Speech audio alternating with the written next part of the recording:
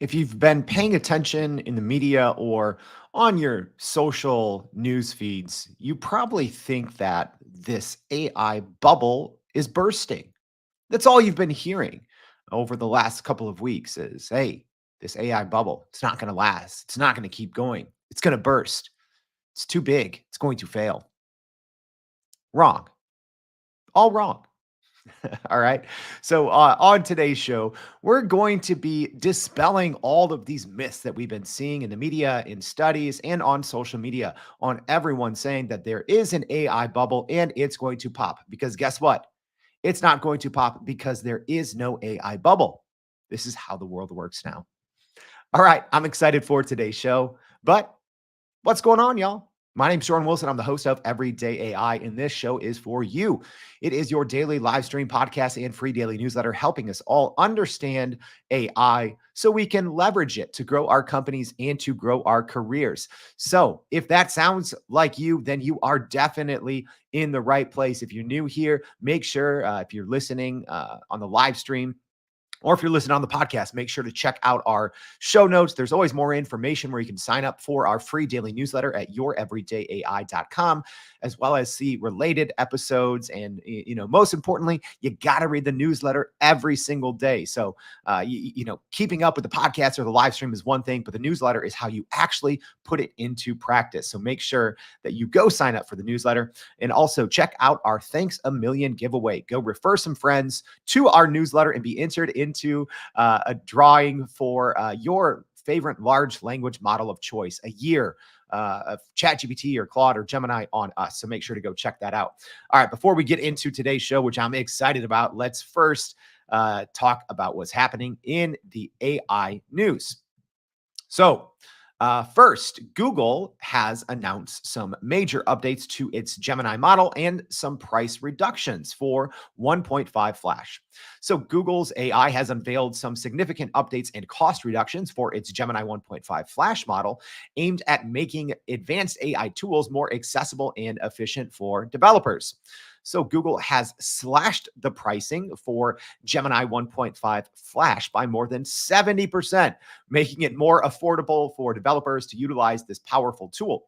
Also, the new text tuning feature allows for improved performance in niche tasks, enabling more precise and effective use of the model. So Gemini 1.5 Flash now supports more than 100 languages, broadening its usability and appeal to a global audience. Also, Google AI Studio Access has been streamlined for Google Workspace accounts, simplifying the integration process for users. I'm excited about that one. We'll check that out. Also, developers can now fine-tune the base models with their own data. Huge, enhancing performance for specific tasks and applications. So again, that is just on the Google AI Studio side, so not for front-end Google users or Gemini users, but regardless, pretty big news from Google. Next, Chinese company WuWai is set to compete with NVIDIA in the AI chip market amidst U.S. sanctions.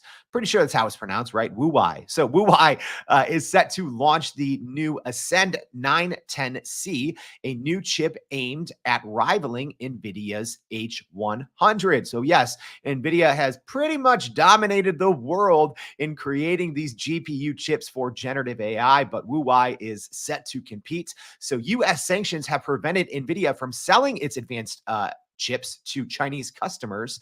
So the new 910C chip is currently being tested and is said to match the performance of NVIDIA's H100. Also, major Chinese firms like ByteDance and Baidu are reportedly interested in the chips, and expected orders have already exceeded 70,000 units, or totaling around $2 billion in new revenue. WuWai aims to start shipping the AI chip by October, and this move could reshift the AI landscape in China, offering an alternative to NVIDIA's more limited options. All right, last but not least, yes, ChatGPT has updated its GPT-4o model. If you checked our newsletter yesterday, you were some of the first to know about that because we sent it out just minutes after the announcement. So OpenAI has rolled out a new and improved GPT-4o model on its ChatGPT platform, sparking discussions about performance and capabilities. So OpenAI announced the updates on its Twitter account, but we still have not seen any official word aside from them saying, yo, it's new. Go check it out. It's updated. So we don't have any details yet if it's the same name, anything like that.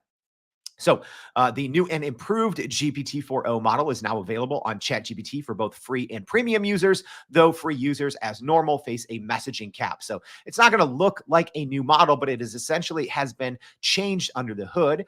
Users have noticed stark improvements, particularly in conversational nuances and programming tasks. Some users have also noticed improved and more natural and human-like behavior and new multi-step reasoning functions. That's huge. Additionally, there are rumors swirling everywhere that there could either be a more formal announcement from OpenAI today, either about this new model or additional updates, such as the rumored Strawberry project. Check out our newsletter for that. Presumably, it could be coming this morning. All right, that's a lot of AI news. So let's go ahead and jump into this concept of the AI bubble. And I'm curious. If you are listening on the podcast, I always put in my email, LinkedIn information. Reach out to me. I love hearing from you. But hey, live stream audience, what do you think? Is there an actual AI bubble right now? Is it going to pop? Right? Is this generative AI movement, has it gotten too big too quickly? Is it bound to fail, or is it too big to fail? Would love to hear from our live stream audience what you think. So, Fred tuning in and Denny tuning in. Thank you all. Raul, Brian, would love to hear. Tara, Brian, Michael, everyone, Cecilia, thank you for tuning in. And hey, it is Hot Take Tuesday. Sometimes Tuesday we'd like to spice it up a little bit. A lot of times we're, either doing interviews or talking about the news. So we bring a little opinions on Tuesday. So let me know, should we make this, should we be nice? Should we bring the heat, or should we burn? All right. Because I actually have strong opinions about this, right? And I think part of it is because these narratives on an AI bubble, right?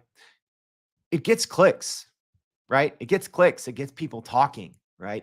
Anytime there's controversy, or when people are talking about this concept of a bubble, right? We think of the dot-com bubble of the early 2000s, or late 90, I guess 99 to 2000, and the kind of the economic turmoil that can happen from when one certain industry gets a little too big too quickly, and the economy maybe, and the economic growth maybe becomes a little bit too reliant on one certain sector, and it can get too big, right? And it can burst, and that can obviously have both short and long term adverse effects for not just the economy, but for a business, right? And when that happens, and here I'm talking about in the US at least, but that impacts every aspect of our lives. All right. So, hey, Josh Cavalier, former guest, said he wants Old Man Wilson coming in. So we might have to get people off our AI lawn. All right, let's do it. So let's talk about this. Let's talk about this.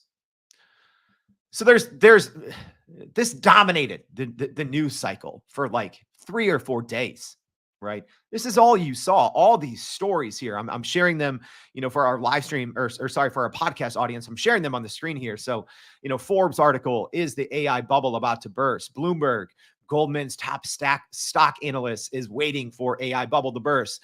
Futurism article, the AI bubble is bursting. Experts say, guess what, experts? You're all wrong. All of you.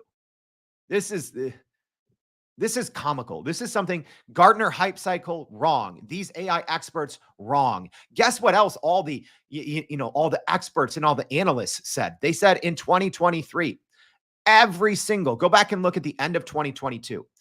The predictions for 2023, every single person, every single analyst, recession, economy, the US economy is going to tank. There was not a single reputable analyst that said in 2023, and I'm only talking about 2023 because that is the last complete calendar year for businesses, right? We're, nearing the fourth quarter here of 2024. So we can talk about the results and how every single expert was disastrously wrong.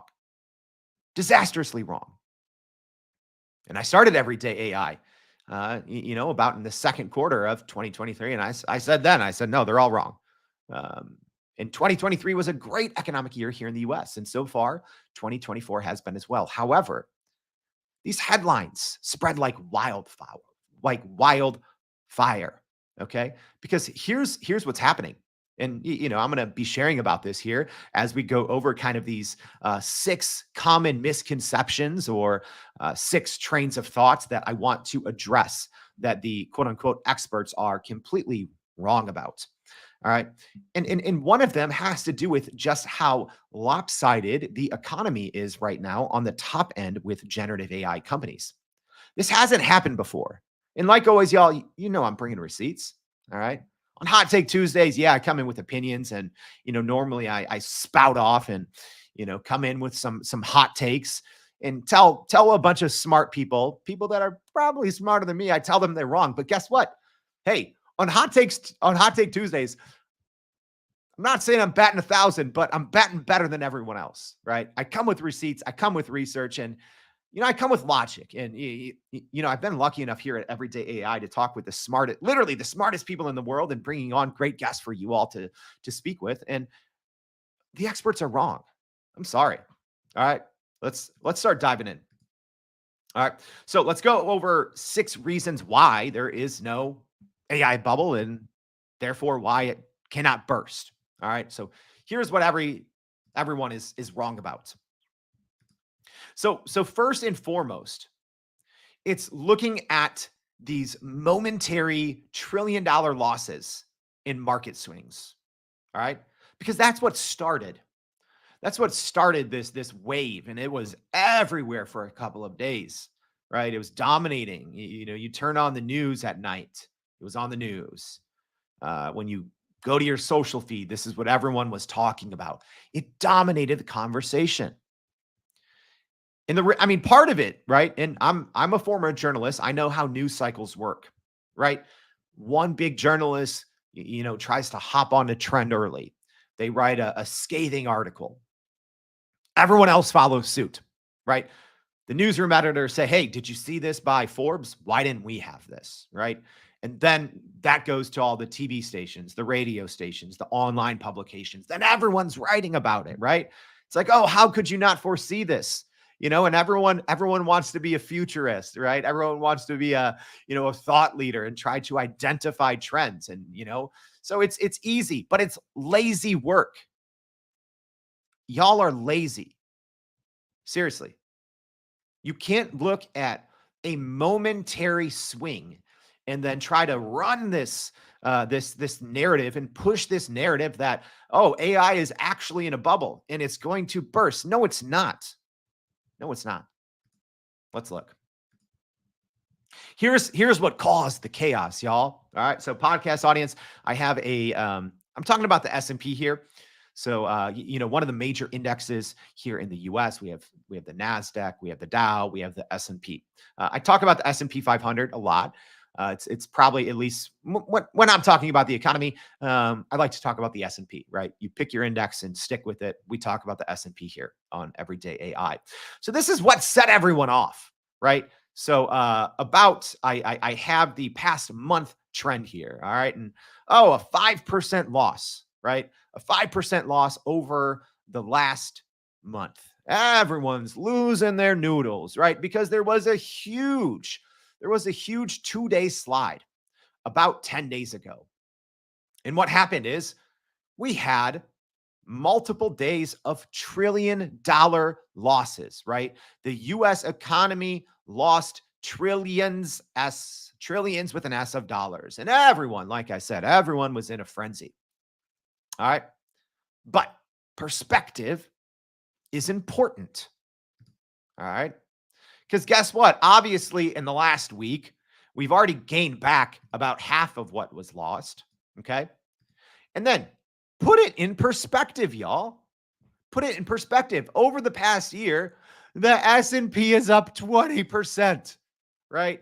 Which when you look historically over the last 50 years, very rarely does a major index go up by 20% in a year, right? Generally, it's normal to go up, aside from if you're in a recession, but for the most part, you're looking at 4 to 8%, 4 to 8% gains, right?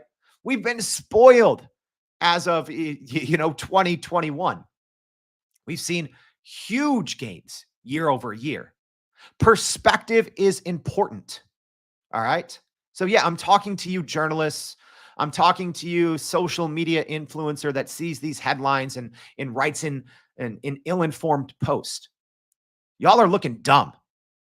Stop. All right. Use perspective. Don't freak out.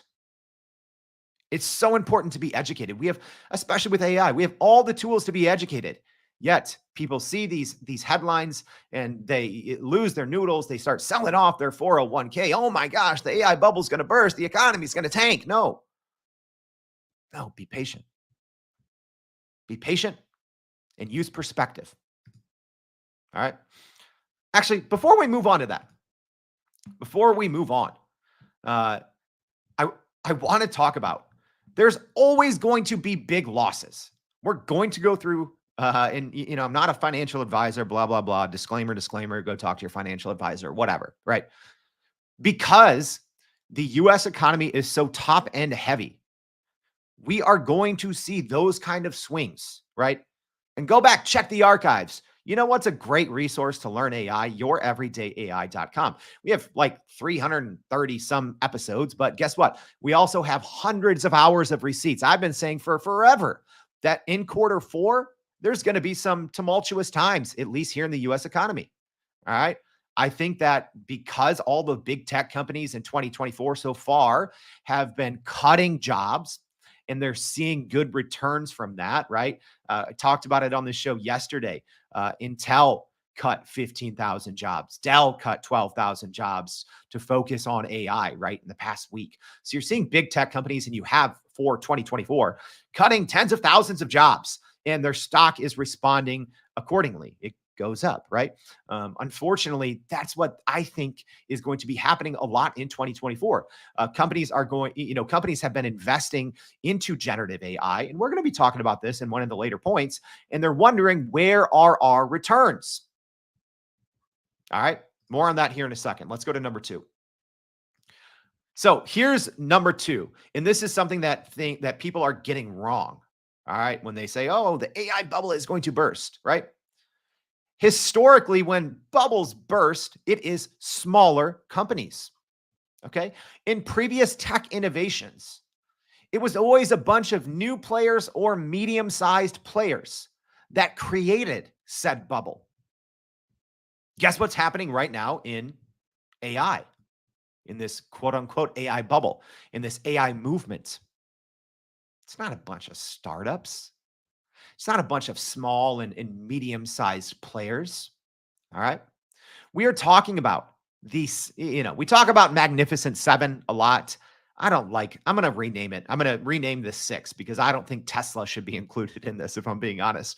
I think Tesla's stock is a little too volatile because of its, because of Elon Musk sometimes, making some wild moves. So if we just look at the Magnificent Seven minus Tesla, right?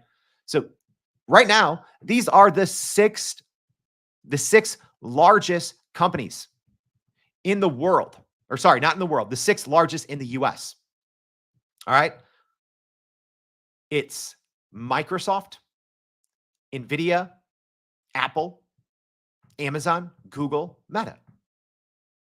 Those are the 6 largest companies in the US by market cap. These are the 6 most valuable companies. Did you catch anything in common there? Guess what? They're all in on AI. All of them. All of them have shifted their business focus to AI. Guess what else is a common trend among all these big companies that are creating what these analysts are saying is this AI bubble is getting too big, right? Guess what? None of them are newbies. Almost all of these companies have been around and fairly dominant for 15, 20, 25 years, right? Meta, Microsoft, Google, Amazon, and Nvidia, Apple, right? For the most part, they've all been household names for 15, 20, 25 years. Okay. Yeah, we got receipts, y'all. Let's look at the dot-com era, right? Let's look at the last, so this was 24 years ago, about a quarter century ago, and that's what everyone's comparing AI to right now. Okay. What were what was that bubble comprised of? It was smaller companies, right? Companies that would be considered startups. Some familiar names. Amazon, right? Amazon's on the list twice, right? But these are the companies that were creating this new .com, right? Back in the very late 90s, it was like, company and the economy was printing money. All right, but look at the companies that made up this .com bubble. Amazon at the time, so we're talking late 99, early 2000s, okay? These companies creating this economic boom were all babies. All right. These were the main companies. Amazon was only 5 years old. eBay was only 5 years old. Yahoo was only 6 years old. GeoCities was only 6 years old. Alta Vista was only 6 years old. The list goes on and on. All of these companies, they essentially started in the mid 90s. The economy took off and everyone's like, oh my gosh, .com, .com, .com, .com. And then the bubble burst in 99, 2000. Why? Well, I mean, there's a lot of reasons why. This would take a 4-hour podcast to uncover what happened in the .com era. But essentially, it's this: the companies were too young, right? Some of them obviously made it out. You know, Amazon is one of the largest companies in the world today. eBay still around and kicking. The rest on the list, not so much, or at least they're not prominent anymore. But do you see the difference right now? This new boom, this generative AI wave is being driven by the six largest companies in the US. At the time, the companies that created the .com bubble, I mean, they might sound like household names, but they weren't. None of them were a top 10 US company. There's a difference when hype and speculation and dollars are going into a bunch of small, medium-sized startups versus ones that are now going into companies that have been driving forces in the economy for decades. Huge difference. Oh, what's that? None of those articles, none of those analysts drew those conclusions. Why? Well, it's not sexy when you use logic, right? It doesn't make for a good headline when you use logic, when you use facts, when you use trends, when you use statistics. That's what we do here at Everyday AI. That's why, hey, when we come in with a hot take, we're normally not wrong. Or not. Bookmark it. Let's go to number three here. All right. Hey, live stream audience, what do you guys think? Yeah, Fred said there was some big .com losers when the bubble burst. Absolutely. Zane saying exactly, all these companies are not newbies and they've been around for 20 to 25 years. Yeah, and they hold massive trillions of dollars in market cap, but hundreds of billions of dollars in revenue. Absolutely. Michael, don't worry. We're going to be getting to the GPT wrappers here in a second. All right. So let's talk about number three. This is another thing that everyone has wrong. Or you know what? Sorry, no. Let's rewind. Sorry. I wanted to point something out. Yeah, we did research. All right. So right now, the generative AI wave, and I talked about, there has been no time in history where the top 5 companies have been essentially competing in the same sector, in the same space. All right. So as an example, yeah, I went back 30 plus years, checked the top 5 market cap companies. All right. There's always been a diversity of companies, right? So let's look at 2010. All right, let's hit rewind. Number 1, ExxonMobil. Number 2, Apple. Number 3, Microsoft. Number 4, Berkshire Hathaway. Number 5, Walmart stores, right?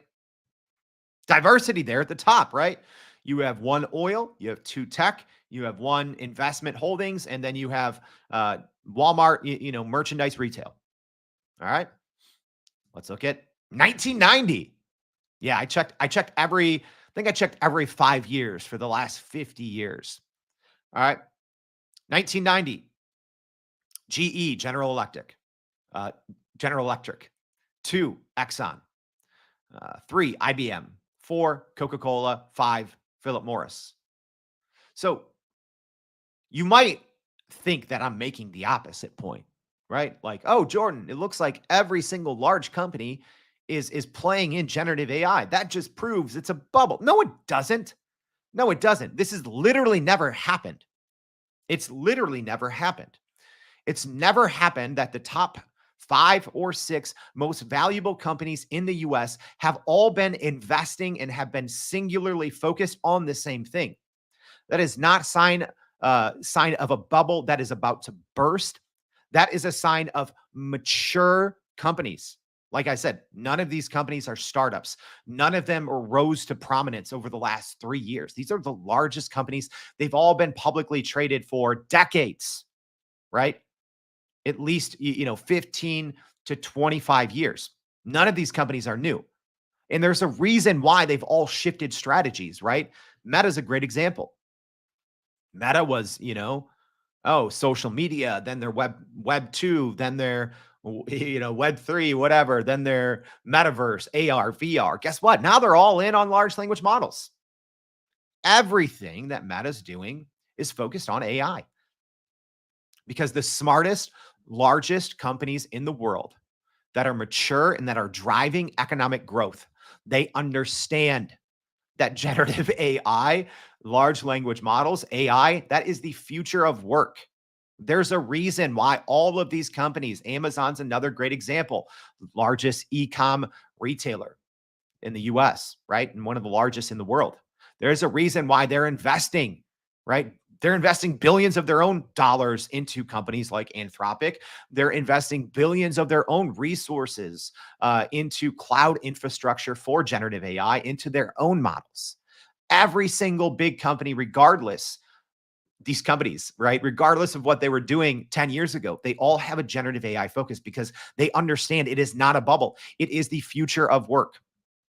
All right, let's keep going. Sorry. Number three. Another thing people are getting wrong. Everyone's saying, well, AI investments aren't showing significant returns. Okay, yeah, right? Especially, I mean, the largest companies in the world are seeing significant returns, but the rest of the world isn't. Guess why?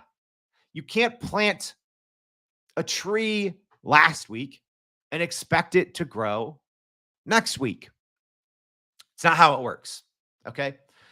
Generative AI, large language models require a seismic shift in thinking. Proper AI implementation and to get a return on investment. I'm not lying, y'all. People think generative AI is a technical implementation uh, hurdle to climb. It's a change management.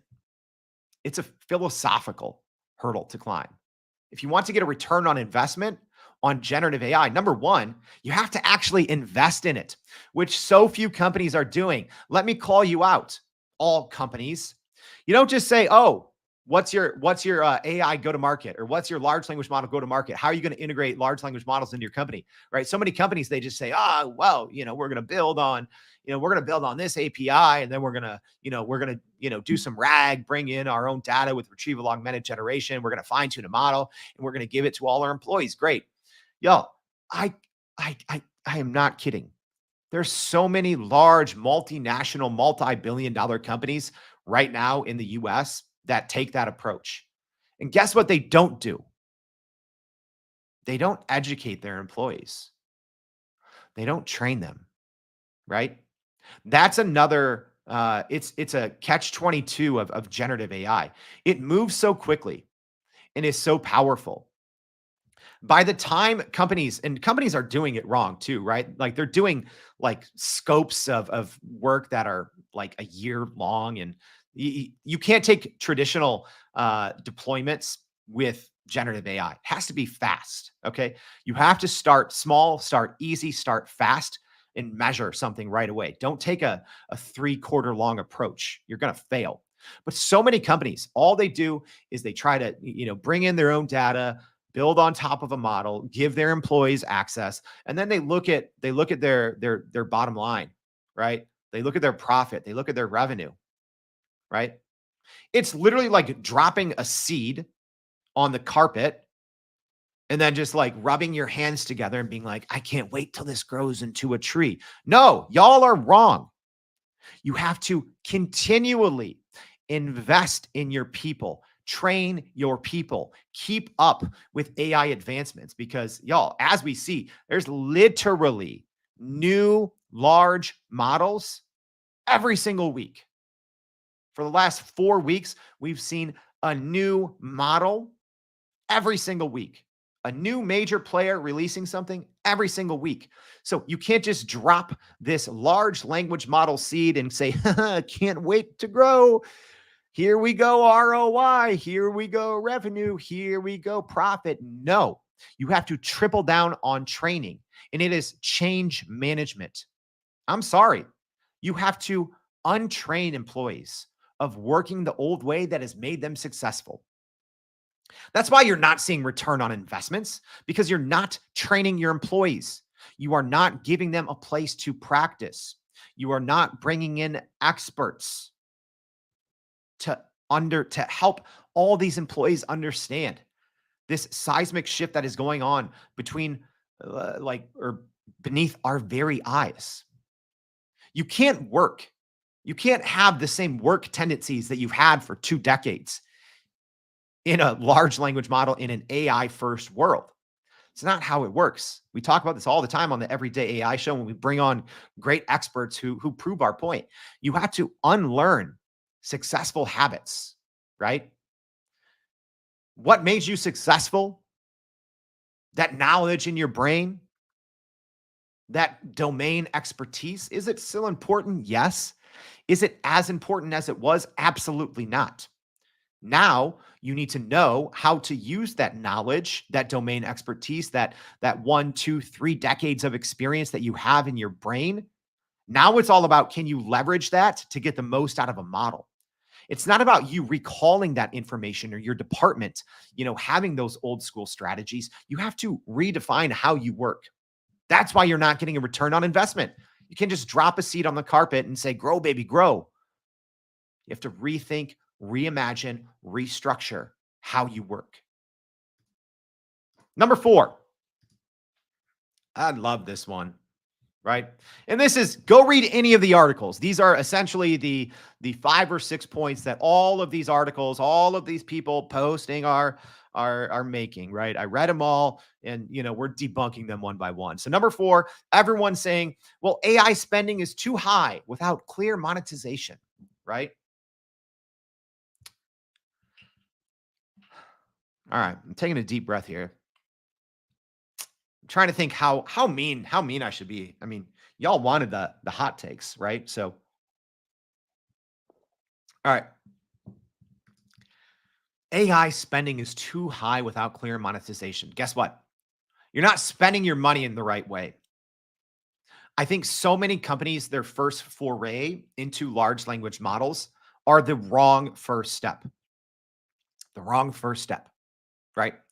Companies, instead of taking advantage of what generative AI solutions they have under their nose, or essentially out of the box models that are already primed for how they can work, instead of doing that, I think companies are instead trying to build their own solutions, which, don't get me wrong, it's gotten much easier, it's gotten much more affordable than it was 18 months ago, right? Because 18 months ago I said, if you're trying to build on top of a large language model 18 months ago, I'm like, that's dumb. Unless you're like one of the largest companies in the world, unless you're a Fortune 100 company. 18 months ago, if you were trying to essentially build your own model, that was dumb. But you still have companies doing it when you don't need to. You really don't need to. But here's where companies should start, right? If you're a company with 50 employees, 500 employees, whatever it may be, and if you still haven't implemented generative AI, don't think you need to build your own model or fine tune a model to get started. That's wrong. That's where people are spending without a clear monetization path. They're spending too much money. Instead, start where you work. Are you a Microsoft organization? If so, go all in on Microsoft Copilot, Microsoft 365 Copilot. Guess what? It's not a super spendy thing. $30 a month per user. You gain that back the first time someone uses Copilot. You gain that back with one enter key. $30 a month. You can literally save multiple hours in one prompt. Right? One prompt as an example in Microsoft 365 Copilot, right? When you're looking at a spreadsheet and you're like, oh man, I got to turn this spreadsheet into a PowerPoint and I have to do a bunch of research, right?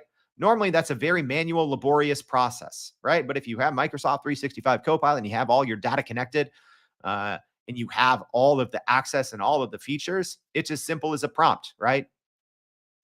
Go through this Excel sheet, grab our fourth quarter trends, uh, do some research on these websites and turn it into a 12-page PowerPoint going over A, B, and C, right? And you're going to get a pretty decent first output from Microsoft 365 Copilot within a minute.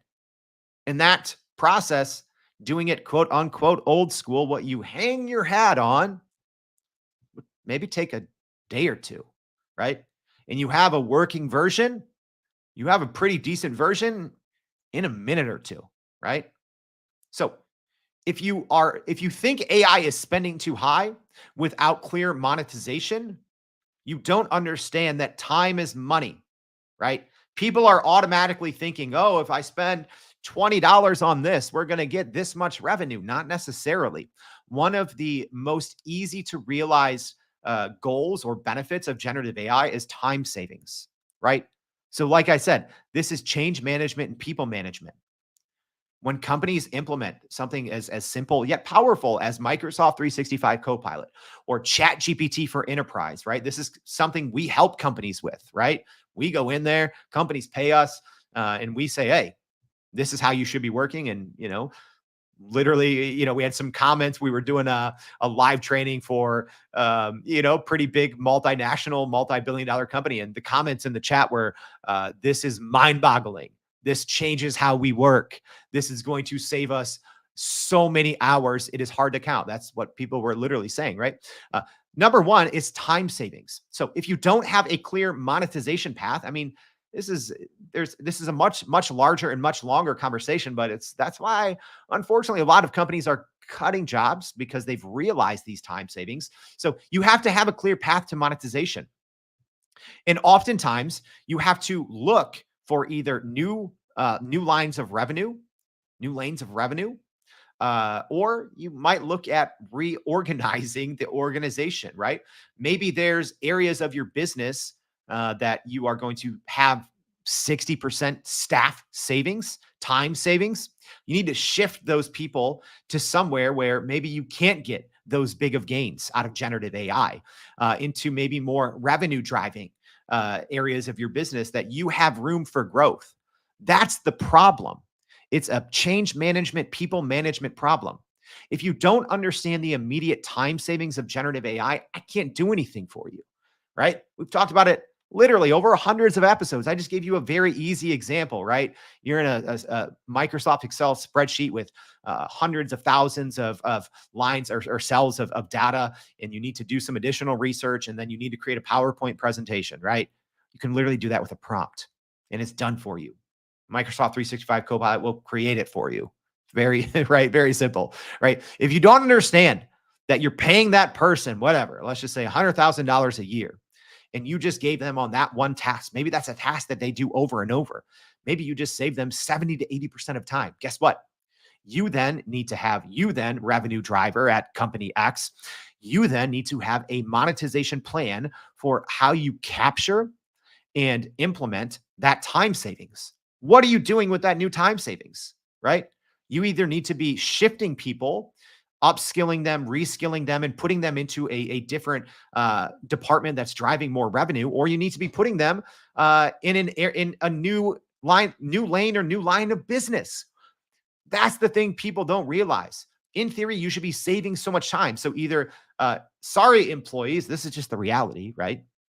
You should either be doing double the work that you were pre-generative AI, or you need to start taking half of your people and reskilling them, upskilling them, and putting them in other departments. There you go. I know it's easier said than done, but solved your monetization problem, Sherlock. Number 5. Everyone's saying AI might just be an overhyped tech bubble. Dead wrong. Dead wrong. AI isn't a feature. All right. It's how we work. You could even make an argument, right? Oh, the dot-com tech bubble or the dot-com bubble. Look what happened. It popped. I mean, did it? Sure, maybe some of the stocks popped, but that's how we work. Guess what? You are going to a dot-com, right? Or a desktop app version of a dot-com for everything you do, right? Technically, your email is a .com, right? Maybe your shared documents that you're collaborating on .com. Your CRM is a .com, right? Your outreach for sales .com. The programs you're using for marketing .com. How you're growing your business with different advertising platforms .com. You know, business isn't a phone book and a telephone anymore. It is a .com. So was there a .com burst? Yes, there was. But guess what? It's still how we work. The same is with generative AI. All right. It's how we're going to work. I've been saying this since day one. This Gardner is wrong. There is no hype cycle. AI isn't hype. You can't plant it on a curve and say, "Oh, well, here we are at the trough of disillusionment." Well, no, this is how we're going to work. Bookmark it, right? Whether it's in 3 months, 3 years, doesn't matter. If you're not already using generative AI like you're using a .com, you will be soon. Because guess what? All the .coms are moving to generative AI, right? You're like, oh, I spend all my time in Salesforce. Salesforce will never be generative AI. Yes, it is. Look at their Einstein platform, right? Every single place where you work, every single piece of software that you use, every single CRM, ERP, SaaS, blah, blah, blah, alphabet soup, it's all going generative AI. So if you think AI is a bubble, no, it's not. And just wait till we get these more capable models, autonomous agents. Just wait. Generative AI is everywhere. It's not a bubble. Last but not least, y'all. And hey, if you do have any questions or comments, get them in now. I'll see if there's any questions to answer. All right. Cecilia's spot on, saying it's all about the allocation of resources. Absolutely. All right.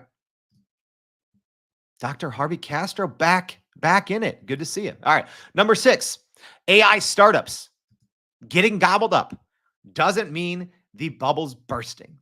All right. Yeah. Here's another thing. All these articles, right? Oh, AI bubble's going to burst. Good job, reporter that didn't do any work and that doesn't know how AI works. All these articles, everyone's saying, oh, AI is going to burst. Look at these, look at these AI startups. So many of them are going out of business. They're cash strapped, right? Guess what? It's just big tech gobbling up the market share. A good example, and I had back in October of last year, so I'll try to, put this show in the show notes as well. Had a receipt-filled episode talking about how most AI startups are going to die. And guess what? That's played out. There's been probably tens of thousands of quote unquote AI startups, little guys that have just died. Because guess what?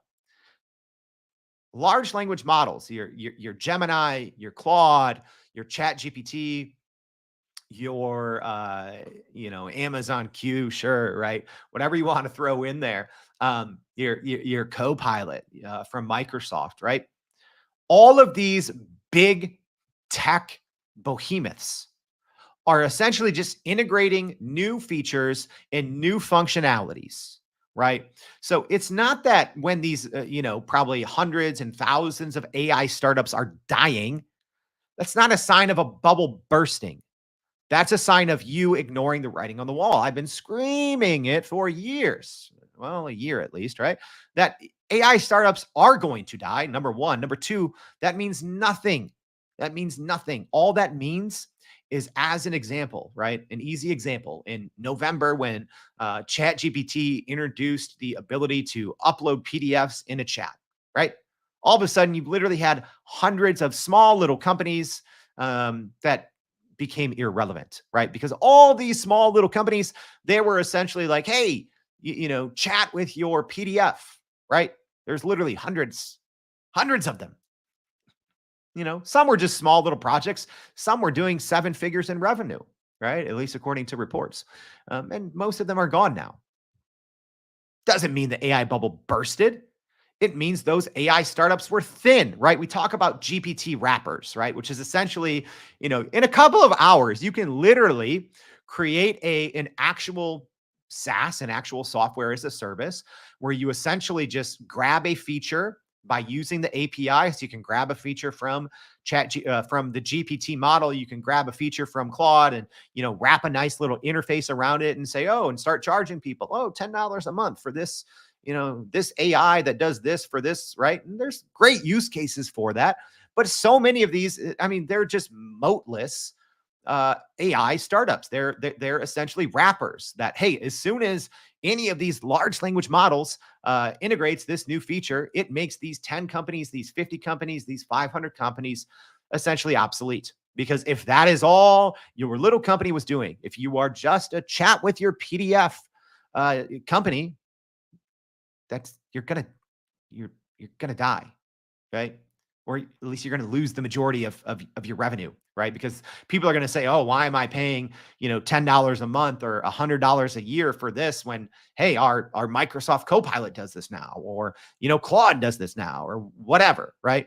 So just because you see all of these startups go out of business, and a lot of these startups that raised, tens of millions of dollars 2 years ago are laying off their staff. That does not mean the AI bubble is bursting. That actually means the AI bubble is just big tech getting more powerful, right? There's a reason why the top 6 companies in the US right now, according to market cap, are all in on generative AI. They figured it out, right? Hey, another thing on that note, right? And we'll end it here. Going back to 2023, right? Oh, you think we're in an AI bubble? No. 76% in 2023. I'm talking about 2023 because that's the last complete year we've had. In 2023, 76% of the S&P's gains were from the Magnificent Seven. Okay? That's wild. That's wild. Before that, you could look at any year, and I believe it was more like 30% was the biggest year before that any 7 single stocks in the S&P. The largest before that was 30%. 30% of the gains, right? What that tells me is right now, generative AI, and I've said this so many times, generative AI is powering the US economy. That's why we're not going to have any meaningful legislation, because most smart people understand that generative AI is far too important for the US economy to ever legislate it. It will be regulated. It will not be legislated. Okay. And when you have the 6 largest companies in the US all going all in on AI over the last 5 years, they've reprioritized their entire business models. We're talking $1 trillion companies on AI. Not because it's a bubble, because it's the future of work. Stop believing all that nonsense. There is no bubble. It won't be bursting. All right, y'all. That's it. Sorry to bring the truth, right? So if you think the AI industry or generative AI is a bubble that's going to burst, now you know. Now you know the facts. Now you have the receipts. Stop believing the nonsense that you read that, some random reporter spent an hour on. They have no clue. I do this every day. There's no AI bubble. It's not bursting. All right. If this is helpful, y'all, let me know. Please repost this if you're listening here on LinkedIn or Twitter or YouTube, whatever it is, repost this, share this with your friend, tag someone who needs to hear this. If you're listening on the podcast, please leave us a rating on Spotify or Apple. We'd appreciate that. Make sure you go refer a friend. Go to youreverydayai.com. Also, sign up for that free daily newsletter. I think all it takes right now is like if you know 4 friends who could use everyday AI, who could benefit from our daily newsletter where we recap our live stream / podcast and give you all the insights for free. Do you know 4 people that could benefit from the work that we do, bringing you the realest thing in artificial intelligence? I think if you refer 4 friends right now, you're going to be in the lead. So we're going to be doing this, I believe, through the end of August. So make sure you go sign up for the Thanks a Million contest to celebrate 1 million downloads here at Everyday AI. Thank you for tuning in, and we hope to see you back tomorrow and every day for more Everyday AI. Thanks, y'all.